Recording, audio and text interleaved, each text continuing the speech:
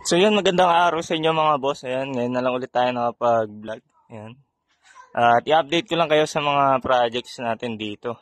So, eto, simulan natin dito. Ayan po. Ito yung project natin nung nakaraan na FPJ na for restoration. Ayan po. So, bale, tapos na siya at ayan, pinarehistro na lang. At eto, medyo nalikabukan gawa ng nag-uulan nga nitong bago magundas. Ayan. Pero okay na siya, tapos na siya bapingin. Dito, karawash na lang to. Ayan, napalitan na rin ng mga bagong gulong. Ayan, umaandar na rin siya. Kasi yung engine niyan ay overall ng may-ari. Kinuha nila yung engine, tapos dinala na lang dito.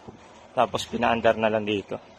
Ayan po. Tapos sa loob naman ay mga bagong upholstery. Ayan po. Bagong upholstery yan. At naglagay na rin tayo ng stainless na dashboard. At ito, meron na rin salamin siguro. Dito ata to. Yan, lalagay yan dito, rear view mirror. Then sa gauges, ayan, kompleto. Isang set yan ng circuit. Yan, speedometer, amperes, fuel, oil, and water temperature. Yan. Then, dito naman sa likod. Ayan, simple lang yung likod. Ayan, naglagay lang ng tire carrier. Yan, yung request na may-ari. So, yun, inaantay na lang ang registro nito. Pwede na nilang kunin.